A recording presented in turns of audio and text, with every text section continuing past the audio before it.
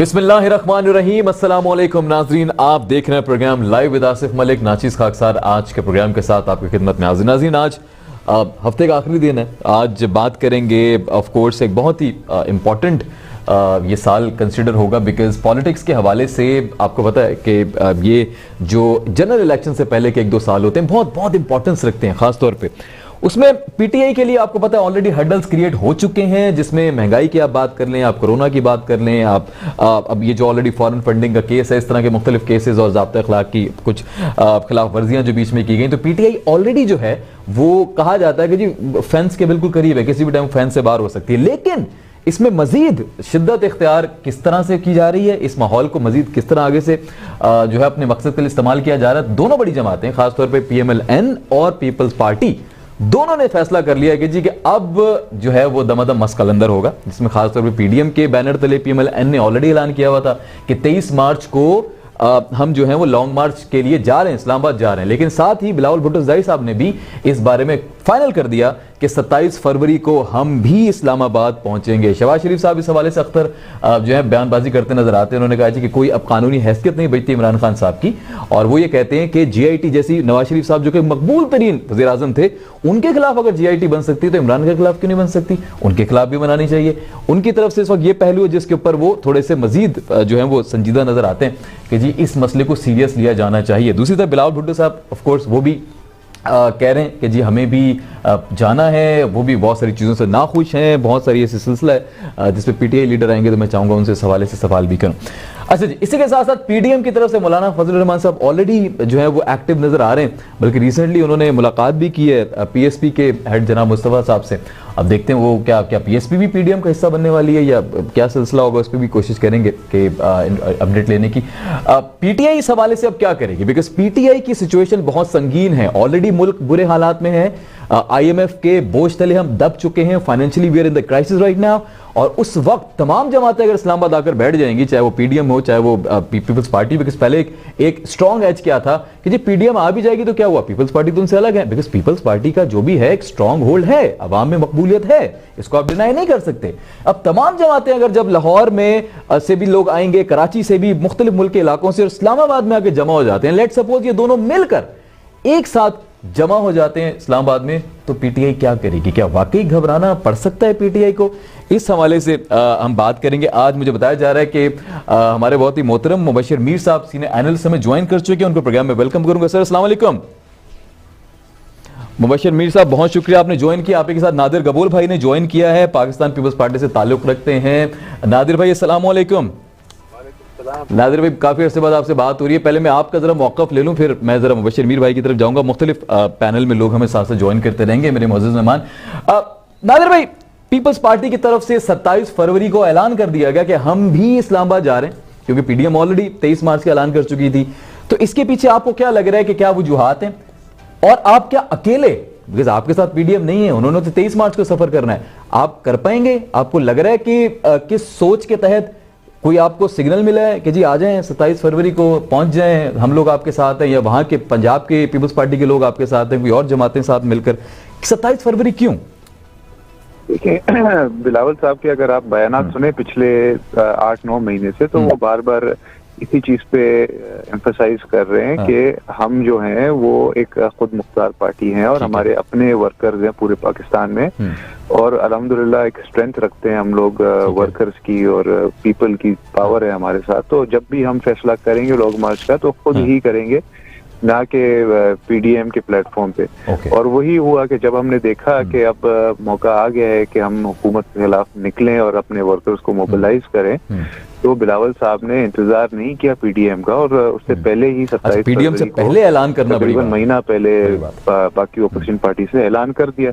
तो उससे जाहिर सी बात है हमने यही दिखाना है कि हमारी अपनी स्ट्रेंथ है, हमारा अपना एक मिशन है कि आवाम को हमने इन नाअहलों से, नाकारों से हमने उनकी आवाम की जान छुड़ानी है। क्योंकि इस वक्त जो गुर्बत का एक सुनामी आ चुका है पाकिस्तान में, गैस किसी को नहीं मिल रहा, सबके चूल्हे बंद हैं, रोजगार खत्म है, उसके अलावा इतने मसले हैं, डेली बिजली की प्राइसेस, आटा, चीनी, दालें, मतलब इतने मसले हैं कि इस वक्त बिलावल साहब ने फील किया कि मजीद और हुकूमत को मौका नहीं दिया जा सकता, क्योंकि हर वो दिन जो इमरान खान कुर्सी पे सवार है वो पाकिस्तान को और कमजोर और अवाम को और ज्यादा जुल्म का निशाना बना रहा है। तो ये बेसिक वजह है। और जहाँ तक आपने बोला कि कर सकेंगे, बिल्कुल आप देखेंगे इंशाल्लाह अभी 27 फरवरी को जब कराची से इफ्तिताह होगी तो पूरे कराची से, फिर पूरे सिंध से, फिर इंशाल्लाह रास्ते में रहीम यार खान जनूबी पंजाब बलूचिस्तान से भी आएंगे, KPK से भी आएंगे, कश्मीर गिलगित बल्तिस्तान, पूरे पाकिस्तान से लोग इंशाल्लाह इस्लामाबाद की तरफ रवाना दवा होंगे।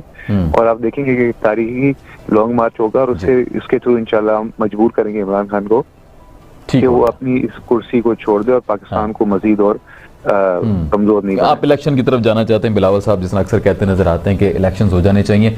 ठीक हो गया, बहुत शुक्रिया मुबशिर मीर साहब। हमें मजीद पैनल में लीडर्स ने ज्वाइन किया है, इरफान जिलानी साहब ने ज्वाइन किया है पाकिस्तान तहरीक इंसाफ के हवाले से। बहुत शुक्रिया इरफान भाई, अस्सलाम वालेकुम। इरफान भाई बहुत शुक्रिया। रियाज खान साहब ने हमें ज्वाइन किया है, पाकिस्तान मुस्लिम लीग नून की रहनुमाई करेंगे। रियाज साहब अस्सलाम वालेकुम। जी रियाज साहब, आप तक मेरी आवाज पहुंच रही है? रियाज साहब प्लीज चेक कीजिएगा, अब क्या रियाज साहब मुझे सुन सकते हैं? ठीक हो गया, रियाज साहब की तरफ से कनेक्टिविटी एरर है, उसको दोबारा कनेक्ट करते हैं। अच्छा, मैं मुबशिर मीर साहब आपकी तरफ आना चाह रहा हूं बाद में। पहले मैं जरा पूरी जमातों की आपके सामने जरा उनके मौक़िफ़ आ जाएं, उसके बाद मैं आपसे जनरल तज़किया चाहूंगा इस हवाले से। रियाज साहब से मैं जानना चाह रहा था कि पहले वो बात करते, लेकिन PTI से इरफान भाई अभी आप सुन रहे थे नबील गबोल भाई जो है बात कर रहे थे, नबील गबोल साहब, और वो ये कह रहे थे कि हम लोग तो तैयार हैं और PDM से पहले, मतलब पीपल्स पार्टी इतनी स्ट्रांग है, इतनी कॉन्फिडेंट है कि PDM तो आएगा, वो तो 23 मार्च को, लेकिन पीपल्स पार्टी ने अलग से ऐलान कर दिया। ये बहुत बड़ी बात है। आई मीन ये दिस इज रेजिंग आईब्रोज के वाकई क्या पीपल्स पार्टी कर सकेगी? And they are very confident कि वो कर सकेंगे। सोच समझ के उन्होंने डिसीजन लिया होगा। PTI sir at the other and already बहुत कंफ्यूज्ड है, आप बुरी तरह फंसे हुए बहुत सारी चीजों में। क्या आप तैयार हैं इस सब से निपटने के लिए? अगर तमाम जमातें एक साथ, फरवरी के एंड और मार्च में ज्यादा फर्क नहीं है, अगर एक साथ सब बैठ जाते हैं आके इस्लामाबाद में, तो घबराना पड़ सकता है? बिस्मिल्लाहिर्रहमानिर्रहीम।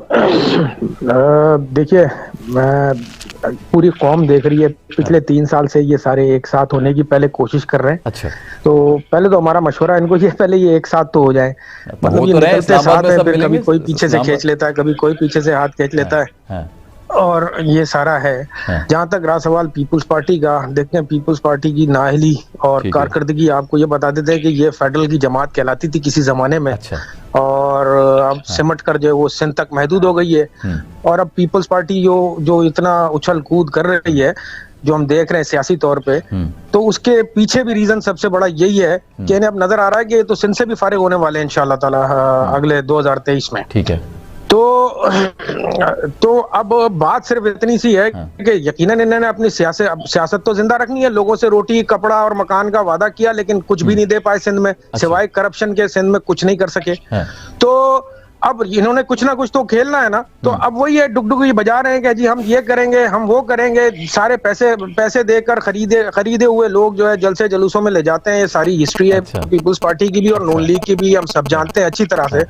तो ये एक सियासी खेल खेलना चाह रही है पीपल्स पार्टी। वो खेले, बड़े शौक से खेले, लेकिन इनकी जो नाअहली है वो पूरी कौम के सामने आ रही है। तहरीक इंसाफ की हुकूमत इस वक्त पंजाब, KPK, बलोचिस्तान में हर शहरी की जेब में 10 लाख रुपए की इंश्योरेंस दे रही है हेल्थ की। सिंध क्या दे रहा है? सिंध वैक्सीन नहीं दे सकती कुत्ते काटने की। तो ये सबसे बड़ी पीपल्स पार्टी की नाअहली का सबूत है, आवाम भी देख रही है। तो मेरा कोई टेंशन नहीं है, तौर पे ये जो नहीं घबरा रहे, तैयार हैं आप सब आके बैठ जाएं इस्लामाबाद में। नहीं जी, ना कभी घबराए हैं। देखिए मेरी बात सुने, तहरीक इंसाफ के लोग अल्हम्दुलिल्लाह अपने लीडर से लेकर आखिरी कारकुन तक न कभी घबराए थे, न कभी घबराए हैं, न इंशाल्लाह ताला मुस्तकबिल में कभी घबराएंगे। सच्चे लोग घबराया नहीं करते, सच्चे लोग सामना करते हैं। ठीक है, मुश्किल हालात हैं इस वक्त मुल्क के, पाकिस्तान के मुश्किल हालात हैं। हमसे ज्यादा बुरे हालात तुर्की के थे। पीपल्स पार्टी वाले इतनी बातें करते हैं, जरा इनसे कोई पूछे इन्होंने अपने दौरे हुकूमत में IMF से कितना कर्जा लिया था जी। ठीक है, अगर किसी को नहीं पता तो मैं बता देता हूँ। पीपल्स पार्टी ने तकरीबन 9,000 अरब डॉलर का कर्जा इन्होंने अपनी हुकूमतों में लिया था। नून लीग ने 6000 अरब डॉलर का कर्जा अपनी हुकूमतों में लिया था। तहरीक इंसाफ ने आज सिर्फ मतलब 6000 का तो मंजूर हुआ, लेकिन अभी तक 2000 अरब डॉलर कर्जा ले चुकी है तहरीक इंसाफ। उस पर इतना शोर, 3 साल है, 3 साल में ले तो 9 वाले किसी को याद नहीं आ रहा। ठीक है, चलें किसी को याद क्या करें जी, मुल्क इन्होंने दिवालिया करके हमारे हाथ में दिया। ये नवाज शरीफ साहब की हुकूमत जो है 2018 तक 5.4 अरब डॉलर की किस्तें भर रही होती थी IMF को। इन 3 सालों में पाकिस्तान तहरीक इंसाफ की हुकूमत ने 29.4 अरब डॉलर की किस्तें भरी हैं। तो तहरीक इंसाफ की परफॉर्मेंस कौम के सामने है, और ये कौम का तहरीक इंसाफ पर एक एतमाद कायम है अल्हम्दुलिल्लाह कि इंशाअल्लाह ताला मुल्क को जो है मुश्किलात से वो तहरीक इंसाफ और इमरान खान साहब की हुकूमत निकालेगी। ठीक, चले मैं आपकी तरफ वापस आता हूं। मेरे बहुत सारे सवाल हैं आज जो मैं पूछना चाहूंगा तमाम जमाते से। रियाज भाई, आप ऑफ कोर्स आपकी लाइन डिस्कनेक्ट होगी, वरना पहले मैं आपको मौका देता बात करने का, लेकिन आपने सुना इरफान जिलानी भाई तैयार हैं आप लोगों के लिए, आप आ जाएं बिल्कुल, चाहे PDM की सूरत में आ जाएं, चाहे पीपल्स पार्टी भी साथ मिल जाए वगैरह, कोई फर्क नहीं पड़ता। आवाम को पता है कि हमारी हुकूमत से पहले भी आप लोगों ने बहुत लूटा है मुल्क को, और नवाज शरीफ साहब को तो कहा जी 2018 तक भी आप जो है वो बिलियंस ऑफ डॉलर्स का कर्जा ले चुके हैं। कैसे सर लग रहा है आपको कि PDM जो है वो कामयाब होगी और अवाम आपका साथ देंगे?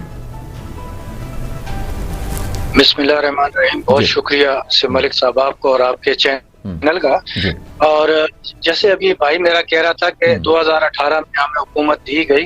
भाईजान, आप 17 साल से जद्दोजहद करते रहे, चीखते रहे, चिल्लाते रहे, चोर डाकू, और हम बहुत तैयारी करके आए। आपने ये कहा कि वजीर खजाना हमारे जो है उमर साहब होंगे, और वो बहुत तैयारी कर चुके हैं।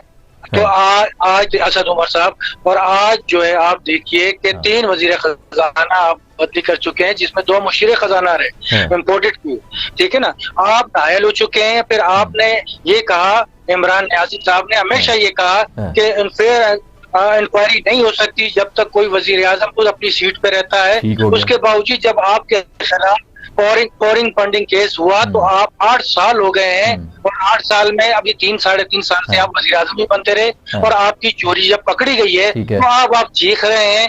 आप जो देखे ना, आपकी अब चोरी पकड़ी गई है तो आप ये मान लें, और आप ये नाहिली भी मान लें कि अवाम देखे कर्जा लेना, कर्जा देना ये तमाम हुकूमतों ने किया। इस पे बहस करना एक अलग चीज है, मगर कर्जा लेने के बाद अवाम को क्या फायदा पहुंचाया, अवाम ने क्या लिया, अवाम को सस्ता मिला सब कुछ। आप जितनी महंगाई आज आपने जो जुल्म उठाया हुआ है टैक्सों की सूरत में, महंगाई की सूरत में, आज आप इश्तिहार चला रहे हैं कि जी 1000 रुपया उनको देंगे जो 50,000 से कम आमदनी वाले होंगे। मेरे भाई 1000 रुपए का तो सिर्फ एक घी की थैली नहीं आती, घी का 1 किलो नहीं आता। तो आप क्या सपोर्ट कर रहे हैं? मकसद ये है कहने का, आप हो चुके हैं, और आप ऐसा करें कि आप इस्तीफा दें। और आपके वजीर दिफा ने कल पेशावर में खैबर पुख्तनख्वा में क्या बयान दिया अपने बलदियाती इदारे के लोगों से जो वहां से इलेक्शन लड़ेंगे, या अपने कारकुनों से, कि अगर आप इस दफा इस टर्नओवर में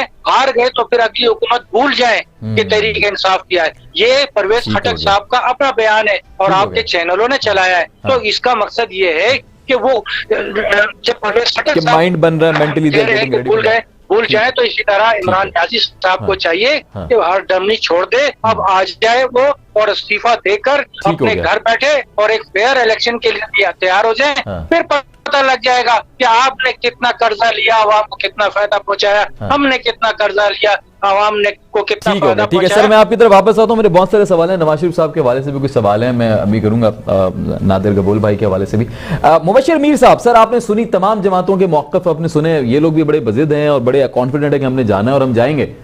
दूसरी तरफ PTI जो है वो भी तैयार है कि जी कोई मसला नहीं, आप आ जाएं, मोस्ट वेलकम। हम तो पहले ही ऑफकोर्स धरनों के एक्सपर्ट हैं पहले बस ये कि other side of the table हुआ करते थे। अच्छा, अब ये कि आपको क्या लग रहा है कि ये पहुंच जाएंगे सारे, ये मुमकिन है? या फिर एक और सवाल यहाँ ये पैदा होता है कि ये जो 23 मार्च और 27 फरवरी की तारीखें दी जा रही हैं, ये उस टाइम पे दी जा रही है जब कोरोना की लहर ऑलरेडी 5th लहर काबू कर चुकी होगी बुरी तरह से पाकिस्तान को, और उसके असरात अब से नजर आने लग भी गए हैं। तो क्या जानबूझकर ये डेट्स डिसाइड की गई हैं कि हो सकता है बाद में जाना ही ना पड़े? आपको क्या लग रहा है? मेरी एक ज़ाती राय है, आपको क्या लग रहा है?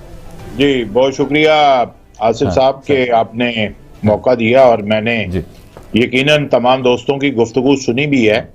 अच्छा, सबसे पहले तो ये है कि जो हमारा पॉलिटिकल कल्चर है उसमें जो इल्जामात लगते हैं और जो गुफ्तगू होती है तकरीबन हम कई सालों से यही सेम ही गुफ्तगू है, इसमें कोई बहुत बड़ी कोई चेंज नहीं है और बहुत बड़ा कोई फर्क नहीं है।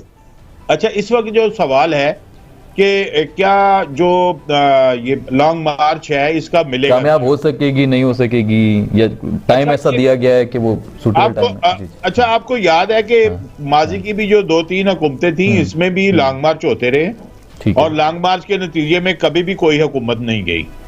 और यही मेरा ख्याल है कि लेकिन प्रेशर अपोजिशन की तरफ से एक प्रेशर क्रिएट करना पावर शो दिखाना हुकूमत के ऊपर, वो उनका एक टैक्टिक्स होती है और वो मेरा ख्याल है कि इस वक्त तमाम पार्टियां वो करना चाह रही हैं। हाँ, ये है कि एक दूसरे से पहले करने की कोशिश जो है वो मेरा ख्याल है कि ये है कि हर कोई अपनी ताकत शो करना चाहता है, ताकत शो करना चाह रहे इलेक्शन से पहले। अच्छा, दूसरी बात यह है कि पीपल्स पार्टी का अलहदा होना, कि पीपल्स पार्टी जो है वो कुछ उसने लाइन डिफरेंट ली हुई है काफी देर से, खास तौर पे जब वो अलहदा हुए थे पहले पीडीएम से, तो उनको ये था कि शायद हम एक अलहदा से स्ट्रगल करके हम अपनी एक अगर ताकत शो करने में कामयाब हो गए, और उनको सबसे ज्यादा ये एतमाद था बिलावल साहब पे कि बिलावल साहब जो है वो पंजाब के नौजवानों को बाहर निकालने में कामयाब हो जाएंगे। लेकिन हमने देखा है कि बिलावल साहब को ये कामयाबी अभी तक नहीं मिली, वो इसमें वो चीज नहीं कर पाए कि वो नौजवान जो पंजाब का खास तौर पे एक बड़ा फर्क है। पंजाब में बहरहाल जो है वो मुकाबला जो है वो तरीके इंसाफ और मुस्लिम लीग नून के दरमियान ही है। अभी तक जो है वो पीपल्स पार्टी वो नौजवानों को उस तरह मुतासर नहीं कर सके कि वो कह सके कि उनके पास पंजाब में स्ट्रीट पावर है। तो स्ट्रीट पावर नहीं है। और अगर हम ये कहें कि कराची और सिंध से वो नौजवानों को लेके जाएंगे, मैं नहीं समझता कि इतनी दूर से लोग जाके इतने दिन तक इस्लामाबाद में नहीं वो पीटीआई भी तो लेके गई थी ना सर, थोड़ा सा एंटरटेनमेंट बस चाहिए होता है। और जो पीपल्स पार्टी है उसके लिए ये बहुत बड़ी चैलेंजिंग की बात है। कराची से जाना मुश्किल है। सबसे ज्यादा मैन पावर है वो तो मुझे लगता है कि वही मदरसों के बच्चे जो हैं वो फजल रहमान साहब के पास ही हैं और किसी के पास नहीं है। अच्छा, ठीक हो गया। चलें, आपको लग रहा है कि काफी मुश्किल है ये? हाँ जी, ये मुश्किल लग रही है कि बसन पीपल्स पार्टी के पास जो एक जियाला था वो तो जो माजी का जियाला था वो तो अब 60 साल का हो गया है, अब वो जाके इतने दिन तो नहीं बैठ सकता। लेकिन जो नौजवान नस्ल है उसमें मुझे बड़ी हैरत भी होती है बाज़ दफा कि बिलावल साहब जो है वो नौजवानों से वो एक मॉब जो है वो इकट्ठा करने में अभी तक कामयाब नहीं हुए। उनको मेरा ख्याल है अभी मजीद मेहनत करनी पड़ेगी। हाँ, he is young of course. क्या कहेंगे नादिर गबोल भाई इसके ऊपर? तमाम पाकिस्तान पीपल्स पार्टी ने मोबिलाइज किया, स्पेशली जो महंगाई के खिलाफ हमने जो मुजाहरे किए हैं पूरे पाकिस्तान में, तो वो तो सबने देखा है। और अभी ज्यादा दिन नहीं रह गए, इंशाल्लाह दूध का दूध पानी का पानी हो जाएगा। आई एम श्योर आप लोग सबको खुशी होगी कि पाकिस्तान पीपल्स पार्टी एक भारी तादाद में अपने वर्कर्स को मोबिलाइज करके इस्लामाबाद ले जाएगी। सर, नौजवानों के बारे में अभी ये जो कमेंट आया कि बिलावल साहब शायद अब तक, क्योंकि of course he is very young, he is learning politics, वो सीख रहे हैं, वो ऑफ कोर्स उनके सामने बहुत बड़े बड़े नाम है, भुट्टो साहब, उनकी वालदा ऑफ कोर्स शहीद, बहुत बड़े बड़े नाम है जिनको ऑफ कोर्स उन्होंने जाकर मैच करना है, टाइम लगेगा। आपको क्या लग रहा है कि क्या वाकई ही ये बात सच है कि अब तक वो, आपको लग रहा है कि शायद उस तरह से कामयाब नहीं हो सके जिस तरह पार्टी उनसे अब सीनियर ओहदेदारान एक्सपेक्ट कर रहे थे?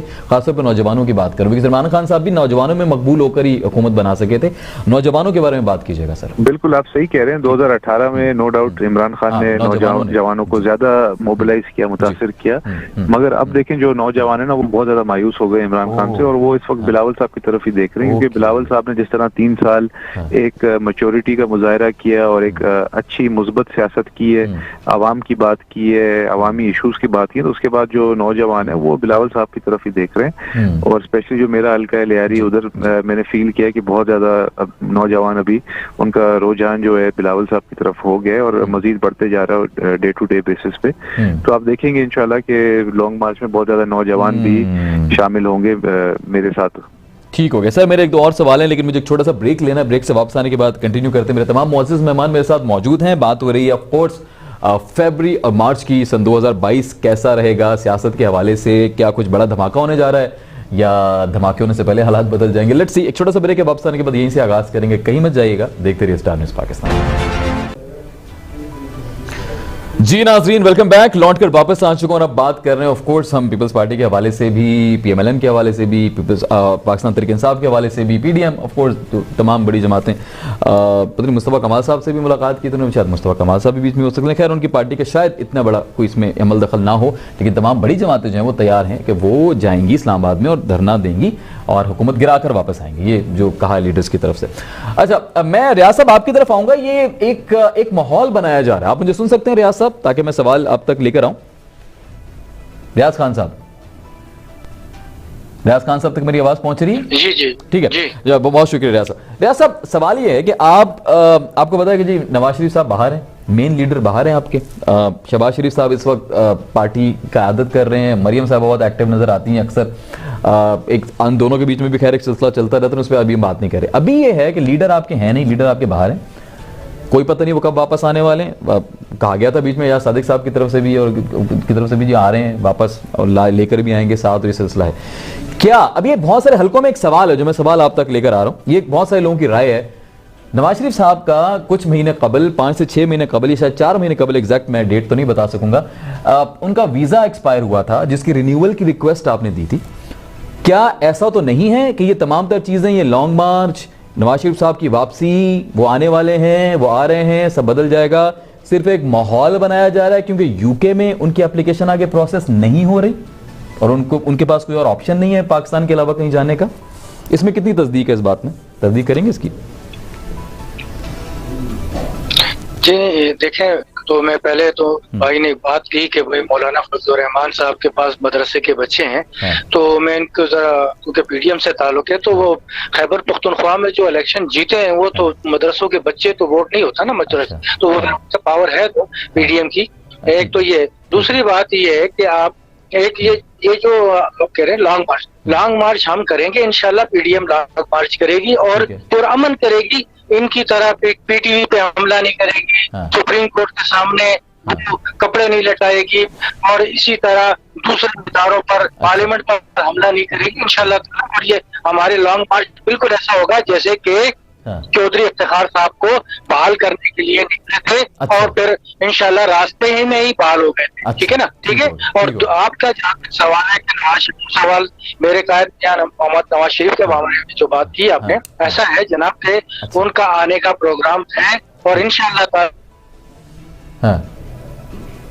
और वो जो एप्लीकेशन वाली बात है, ये देखे बाहर बहुत कुछ बातें होती रहती हैं। असल में मैंने आपसे कहा कि ये बुगला चुकी है पीटीआई, और पीटीआई की जो क़यादत है ये बुगला चुकी है। आप बताए 3.5 साल से या 2 साल से मियां मोहम्मद नवाज शरीफ साहब पाकिस्तान में तो नहीं है, यही क़यादत संभाल रही है जो यहाँ मौजूद है। इंशाल्लाह जब वो आएंगे तो आप देखिएगा कि एक सैलाब आएगा और इंशाल्लाह ताला इस हुकूमत को बहा ले जाएगा, क्योंकि इस हुकूमत को बहाने के लिए आवाम की ताकत चाहिए और आवाम इनसे तंग आ चुकी है। लेकिन हकीकत ये है कि आवाम से इतनी तंग आ चुकी है जो दुआएं दे रही है। चले वो तो ठीक हो गया ना, लेकिन आप ये कह रहे हैं कि ऐसा कुछ नहीं है, एप्लीकेशन का सिलसिला वहां ठीक है, नवाज शरीफ साहब को निकाला नहीं जा रहा है, वो खुद आएंगे, ऐसा तो नहीं वो यूके को भी कहेंगे मुझे क्यों निकाला? नहीं, ऐसा कोई भी नहीं है, ना ऐसी कोई बात है। देखिए आज तक किसी को भी यूके से निकाला है नहीं, एक सवाल जब के बानी को आज तक नहीं निकाला गया, जो जिन पर क्रिमिनल केसेस हैं उनको नहीं निकाला गया, तो इनके ऊपर तो अल्हम्दुलिल्लाह कोई क्रिमिनल केस नहीं है। अच्छा, क्रिमिनल केस नहीं, लेकिन बाकी केसेस आप मानते हैं कि हैं, इस बात को ये समझो कि करप्शन है की है? रियाज साहब, हेलो जी रियाज साहब, आप कह रहे हैं क्रिमिनल केसेस नहीं है तो करप्शन केसेस हैं, पीएमएल इतना तो मानती है कि केसेस तो हैं? नहीं मानते। देखें आपके सामने मैं आपको तफसील, अभी आप कह रहे थे क्रिमिनल नहीं है, आप कह रहे हैं आप देख लें, जिस जज ने सजा दी थी उनके भी ऑडियो सामने आई है। वो तो पता नहीं ऑडियो पता नहीं मानना पड़ेगा, तस्लीम किया कहां से कैसे ऑडियो ठीक हो गया। मैं इरफान जिलानी भाई, इरफान भाई आप इस बारे में क्या राय रखते हैं, जरा बताइएगा। ये ऑडियो लीक से तमाम तो सिलसिला नून से जो कनेक्टेड है, अच्छा इस तरह की कोई भी चीज अक्सर हम देखते हैं कि पीपल्स पार्टी की तरफ से कभी मंजर आम पर नहीं आई, ज्यादातर ये मुझे लगता है कि शायद उनकी तरफ से ऐसा नहीं होता, या शायद वो या कब तक मौका नहीं मिला।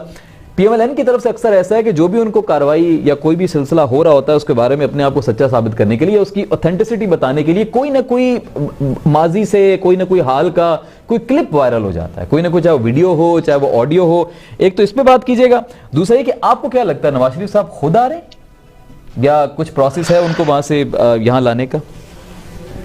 आसिफ साहब, गुजारिश ये है, पहले तो आपसे एक छोटा सा सवाल है भाई, को टोकरी शोकरी मिली है नहीं मिली है? नहीं, अब तक तो कोई टोकरी नहीं मिली। क्योंकि मीडिया वालों को जो जिस तरह से टोकरियां बांटती है नून लीग, वो हम सब ने सुना और फिर उसका इकरार करते हैं कि हाँ जी वो मेरी उल्टी बात, आप माफी मांगेंगे, सहाफियों से बदजबानी करते हैं, बदकलामी सहाफियों के लिए बदजबान इस्तेमाल करते हैं, और उसके बाद जब आपसे पूछा जाए कि जी आप सहाफियों से माफी मांगेंगे, तो कि जी माफी मैं मांगू, माफी तो मुझसे मांगे जिसने मेरी कॉल रिकॉर्ड की। भाई कमाल हो गया, हट धर्मी की भी कोई हद होती है। और शुरुआत इन्होंने की थी वीडियो लीक से, अब ये खुद परेशान हो गए हैं जब लीक्स हो रही हैं, जब इनकी अपनी ऑडियोज लीक हो रही हैं कि देखा मेरी मीडिया मैनेजमेंट। मुझे तो समझ नहीं आता नून लीग किस तरह से आके रिप्रेजेंट करते हैं अपने लीडर्स को, जो एक आदमी अरबों खरबों रुपए पाकिस्तान से लूट कर, मनी लॉन्ड्रिंग कर कर लंदन में फ्लैट्स, लंदन में ऑफशोर कंपनीज, लंदन में न जाने क्या क्या जायदादें बनाकर बैठा है। ये किस तरह से डिफेंड करते हैं मुझे मेरे लीडर अगर इमरान खान की कोई जायदाद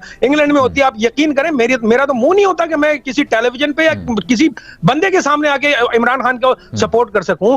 तो मतलब मुझे समझ में नहीं आता कि नून लीग के लोग किस तरह से इन लोगों को सपोर्ट करते हैं, किस तरह से। आप मरियम नवाज भी इनकी लीडर हैं, वाइस प्रेसिडेंट है इनकी पार्टी की, आप उनके देखे ना रोजाना किस तरह से उनकी लीक्स निकल रही हैं, देखा मैंने किस तरह मीडिया को मैनेज किया, देखा आपने दुनिया और जियो ने किस तरह जई तई फेर दी इनकी। मतलब उसके बाद भी किसी को कोई शर्म नहीं आती इनमें से कि यार ये गलत काम किया हमारे लीडर ने। खुदा की कसम खा के कहता हूं, इमरान खान ने अगर ये काम किया होता तो मैं आपको बता रहा हूं कि हमारा हर कारकुन, चाहे वो सोशल मीडिया पर हो चाहे कहीं और हो, यकीन करें कंडेम करता।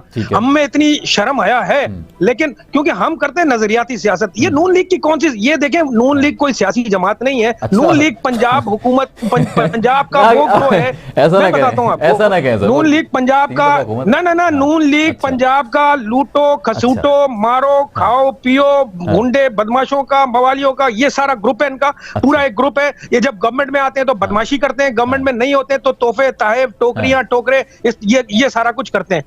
तो वो हमारे सबके सामने है और पंजाब की आवाम अच्छी तरह से इनको देख रही है। इनके लिए इन्होंने पता नहीं कौन कौन से किकबैक्स खाए, मेट्रो में किकबैक्स खाया, ऑरेंज ट्रेन में किकबैक्स खाया, पता नहीं किस किस में किकबैक्स खाया।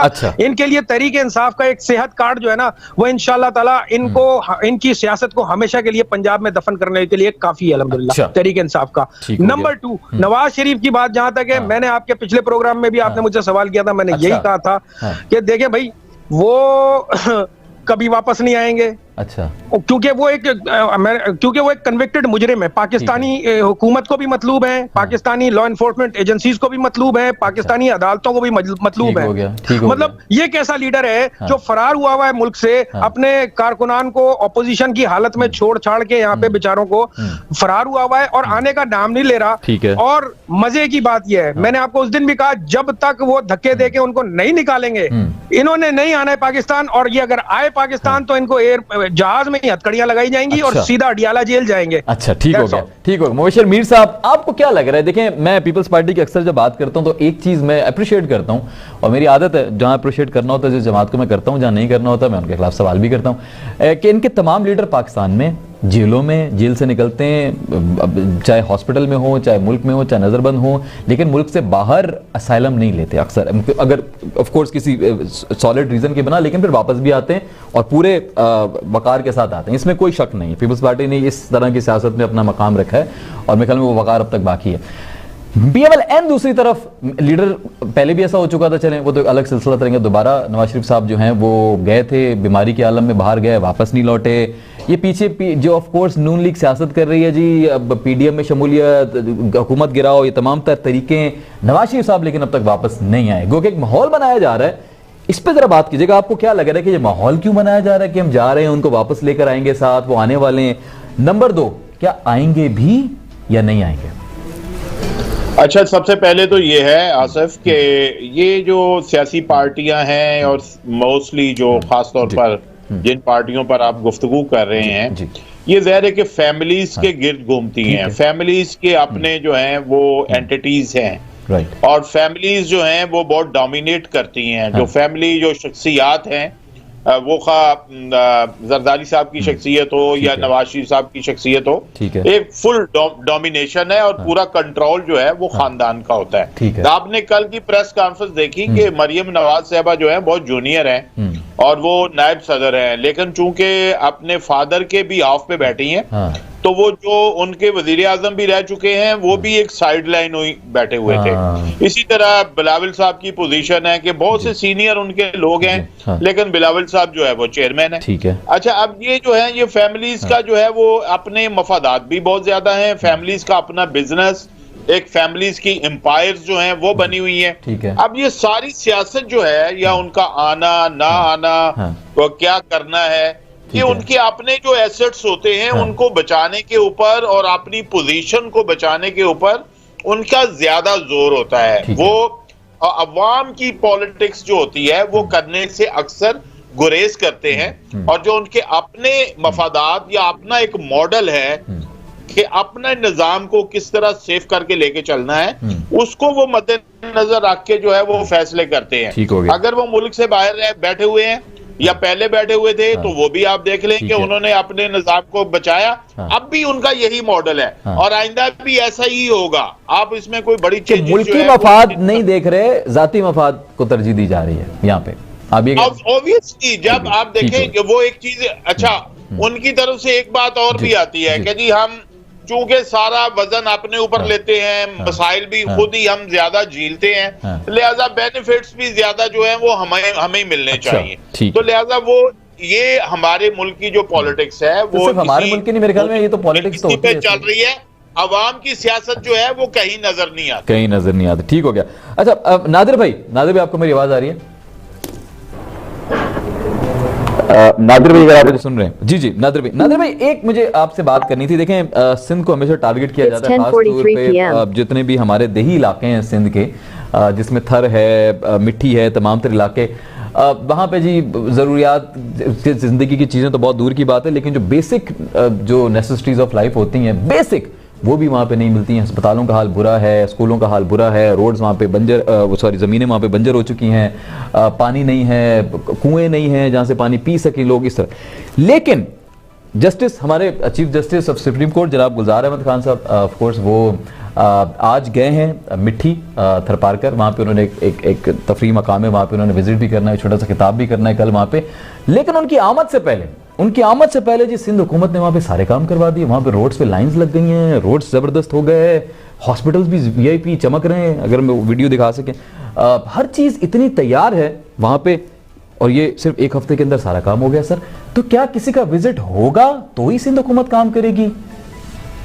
नहीं, विजिट हो नहीं हो, सिंध हुकूमत तो काम कर रही है। आप ठट्टा ले लें, आप घारो ले लें, नहीं देखी होगी, मिर्तु खास ले लें। मिर्तु खास में अभी पिछले हफ्ते ही एक नया अस्पताल का इफ्तिताह हुआ है। आप सक्कर ले लें, गम्बट ले लें, वहाँ पे मेडिकल यूनिवर्सिटी बनाया है हमने। पूरे सिंध में काम हो रहा है। और थरपारकर की जो आप बात कर रहे हैं, थरपारकर में हमने माई टावर इंटरनेशनल एयरपोर्ट बनाया है। सर कोल प्रोजेक्ट भी हमारा प्रोजेक्ट है।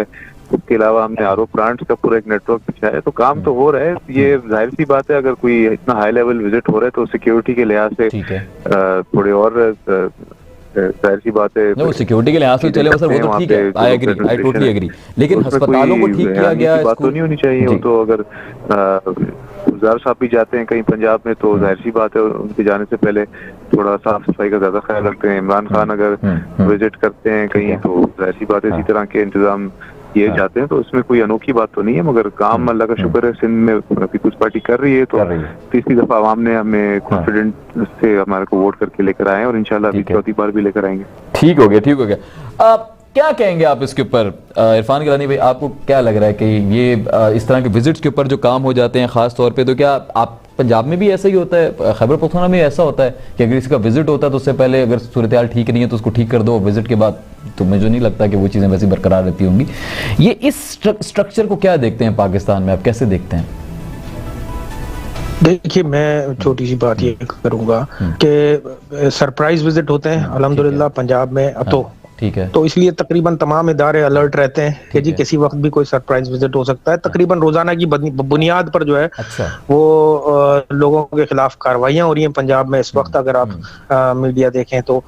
लेकिन उसके बरक्स आप सिंध में देखिए, सिंध वो वाहिद सूबा इस वक्त पूरे पाकिस्तान को छोड़ के जहां हर चीज पूरे पाकिस्तान से ज्यादा महंगी बिक रही है। कोई पूछने वाला नहीं है, गरीब का कोई पूछने वाला नहीं है।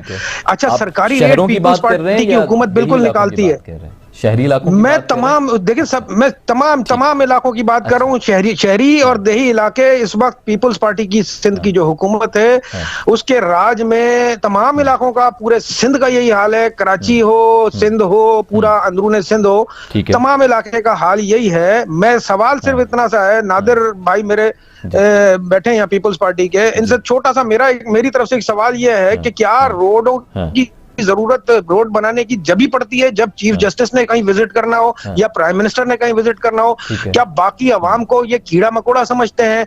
दूसरी चीज इनसे कहें, देखिए सिंध वो सूबा है, क्योंकि मैं भी एक एग्रीकल्चरिस्ट हूँ, मेरा ताल्लुक भी ज़राअत से है, तो मैं इन चीजों को समझता हूँ कि देखिए सिंध वो सूबा है जो सबसे ज्यादा गंदम प्रोड्यूस करता है, न सिर्फ अपने लिए बल्कि बाकी पूरे मुल्क के लिए भी गंदम प्रोड्यूस करता है। उसके बावजूद इस सिंध सूबे के अंदर इस वक्त कराची शहर से लेकर तो आखिरी ओबाड़ो तक सिंध में इस वक्त आटा 85 से 90 रुपए किलो बिक रहा है। तो भाई कम से कम इस पर ही पीपल्स पार्टी किसी एक चीज पे तो डिलीवर करे ना हमको। हमारा कोई जाती इख्तलाफ तो पीपल्स पार्टी से किसी से भी नहीं है ना। हम तो अवाम के लिए बात कर रहे हैं। तहरीक इंसाफ इस वक्त कराची से और अंदरून सिंध में अवाम के लिए बात कर रही है कि भाई आप कम से कम रिलीफ तो दो। कमिश्नर कराची से एक रेट लिस्ट जारी होती है, उस पर इंप्लीमेंट कौन कराएगा? केएमसी डीएमसी के मुलाजमीन लोगों से, ये मतलब मैं कोई ढकी छुपी बात नहीं कर रहा, सारे शहर को मालूम है, लोगों से 500 1000 रुपए भत्ते लेके आते हैं। इस पे कंट्रोल कौन करेगा? इस पे कंट्रोल किसका काम है? इस पे कंट्रोल डेफिनेटली लोकल गवर्नमेंट का काम है। लोकल गवर्नमेंट के पावर्स इनके पास है। मतलब आवाम को रिलीफ अगर आपने देना हो तो इस तरह से रिलीफ दिया जाए।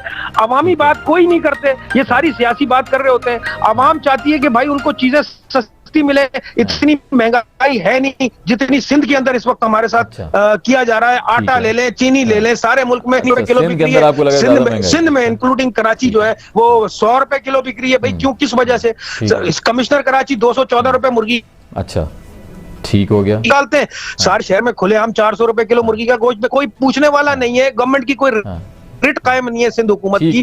तो भाई मेरी तो छोटी सी गुजारिश ये है, ये छोटे छोटे काम, इसमें कोई पैसे खर्च नहीं होते, इसमें कोई करप्शन की जरूरत नहीं होती। लेकिन अगर तमाम इनके वुज़रा जो है वो अपने अपना काम तरीके से कर ले तो थोड़ा सा ये कि अवाम को रिलीफ मिल जाएगा। सिंध हुकूमत बाकी आगे का ठीक हो गया। अब मैं वाइंड अप कीजिएगा सर इस पॉइंट को। सर क्या लग रहा है आपको, आपका तज्जिया क्या कहता है कि वाकई सिंध में ज्यादा महंगाई है? ये ठीक कह रहे हैं इरफान साहब?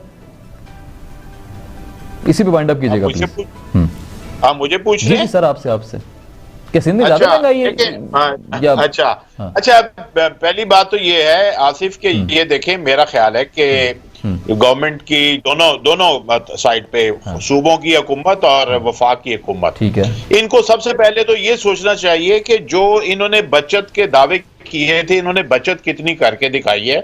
जो इस वक्त हमारा, मेरा ख्याल है, और ये चीज ओपन सीक्रेट है, जो हमारा पॉलिटिकली और इंतजामी तौर पर जो स्ट्रक्चर है ना इस वक्त, ये इतना महंगा है कि पाकिस्तान के अवाम मुतहम्मिल नहीं है इन सब को पालने में। ठीक है, 1200 पार्लियामेंटेरियन, इतने ब्यूरोक्रेट्स, इतना बड़ा स्ट्रक्चर, और मुल्क के अवाम जो सारी मुराद जो है ना इधर फैली हुई है। अच्छा, सबसे पहले तो इंतजामी जो उसको मेरा ख्याल है कि ठीक करना चाहिए, और ई कॉमर्स के साथ साथ ई गवर्नेंस का दौर है, उसकी तरफ जाएं, नंबर 1। और इस जब आपके पास पैसे होंगे, अभी जैसे IMF के पास गई है गवर्नमेंट, और जितना पैसा इन्होंने लिया है, और लेकिन जो कुछ उसके बदले में दिया है उससे ज्यादा पैसा तो ये अपनी रिफॉर्म्स करके हासिल कर सकते थे।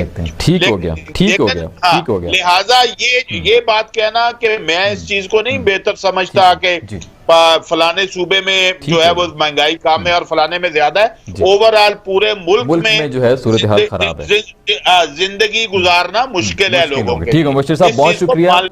ठीक है मुर्शिद साहब, बहुत शुक्रिया। मुझे वाइंड अप करना होगा ऑफ कोर्स, आगे हेडलाइंस के साथ बढ़ना है। इरफान भाई बहुत शुक्रिया आपका, नबील गबूल भाई आपका बहुत शुक्रिया, रियाज साहब बहुत शुक्रिया। बड़ा एक अच्छी गुफ्तगू रही, सेंसिबल गुफ्तगू रही, अच्छे पॉइंट्स रेस किए गए।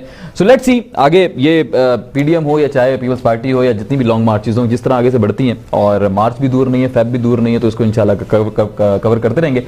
आज के लिए इतना, इंशाल्लाह आपसे होगी मुलाकात पीर के रोज रात 10 बजे। तब तक के लिए अपना बहुत ख्याल रखिए। आसिफ मलिक को इजाजत दीजिए। फी अमानिल्लाह। पाकिस्तान जिंदाबाद।